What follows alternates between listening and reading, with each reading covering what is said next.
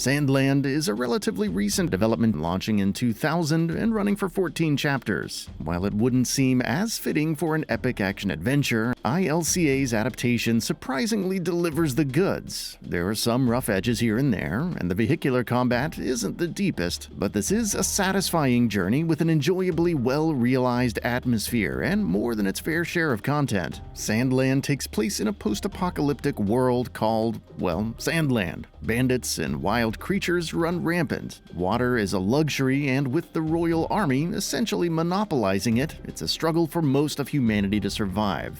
You control Beelzebub, a fiend prince who hangs out with his demon friends, playing video games, reading comic books, and assaulting the royal army's transports to steal water. In fairly quick succession, he meets Sheriff Rao, who seeks help locating the legendary spring. Choosing Thief to accompany him, Beelzebub sets out, in no small part motivated by the last remaining video game console. As far as premises, Sandland is very straightforward, but that's one of its appeals. You hit the ground running, exploring the world and familiarizing yourself with the vehicle controls one moment before outrunning a gagey dragon and beating up some bandits. Throughout all of this, we learn more about Beelzy's strength, and how he never runs from a fight, and how demons aren't supposed to kill. Thief provides comic relief, but also serves as a source of wisdom when he's not sneaking around in a comical Santa Claus outfit to steal stuff. Rao is perhaps the best, fulfilling the responsible adult role, but also possessing surprising tactical acumen.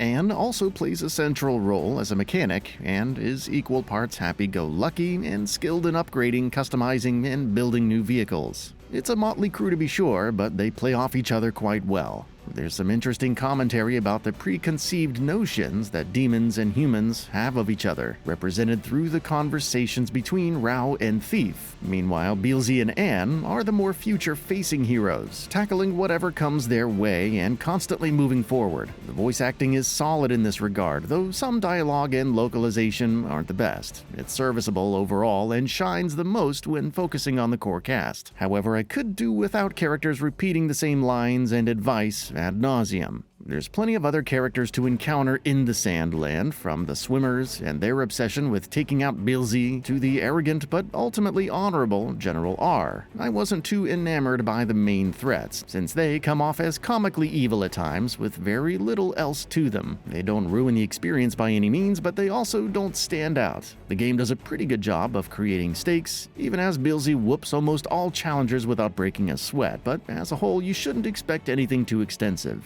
There are two main gameplay components to Sandland: traveling on foot, which turns it into a beat-em-up style game, and vehicles, which form the bulk of exploration and combat. Beelzy can unleash light and heavy attacks and perform tricks on stunned opponents, amounting to tossing them around. Special skills eventually become available, from rush combos to tossing boulders. Rao and Thief don't participate directly in combat, but you can call them in to assist, and they have their benefits, like the latter causing enemies to drop more items or money. Hand-to-hand combat can feel simple initially, but you'll eventually unlock combos, launching enemies into the air to juggle them, sliding sweeps, and charged attacks. Overall, it's solid. Again, nothing extraordinary, but smooth and responsive.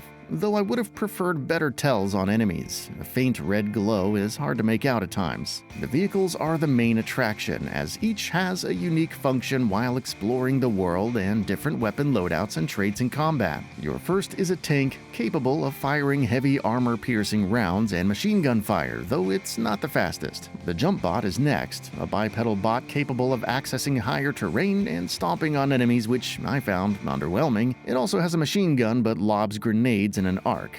Other options open up quickly, and while leading to interesting encounters, they also play a part when progressing through the story. Thanks to the miracles of capsule technology, you can store vehicles and deploy them instantly, blowing up a cracked boulder with a tank one moment, and accessing the high ground the next with the jump bot. Since you'll encounter enemy vehicles and ground infantry, not to mention overwhelming creatures, the vehicular combat feels more engaging. There's also a hefty amount of crafting and upgrading, whether you're leveling the vehicle's base stats, unlocking new chip slots, which can offer different benefits like more health or disrupting foes, or adding new parts. The gear grind is thankfully not that hefty, and you can get by on salvaging parts from defeated enemies and opening chests, but be prepared to kill and collect everything you see, since the resource demand is no joke. At times, it felt like the amount of zenny wasn't enough, necessitating a quick visit to the store to sell any excess materials. Combat isn't too challenging overall, especially when you've leveled your vehicle and its weapons enough, at least on normal.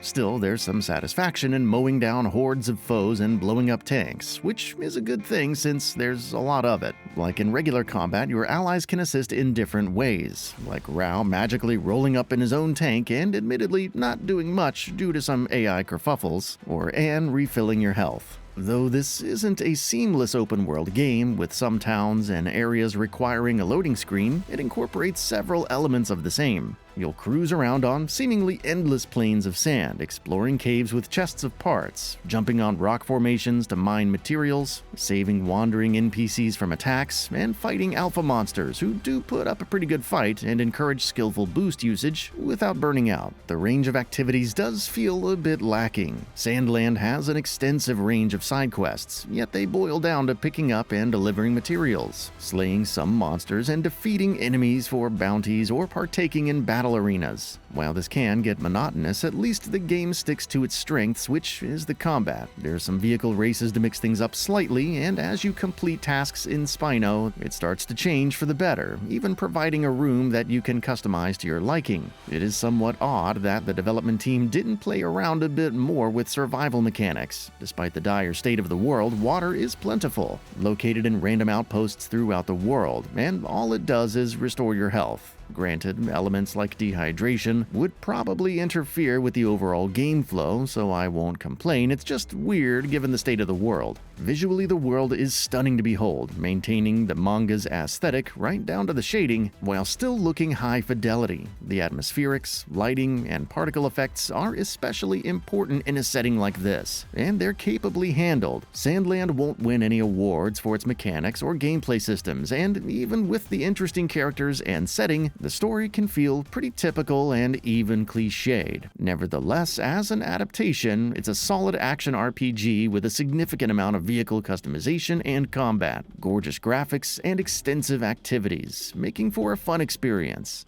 That's all for now. If you enjoy what you saw, please hit the like button. And if you're new to the channel, now is a great time to subscribe. We upload brand new videos every single day. After subscribing, don't forget to enable all notifications by clicking the bell icon. Thanks for watching this video, and we'll see you next time, right here on GamingBolt.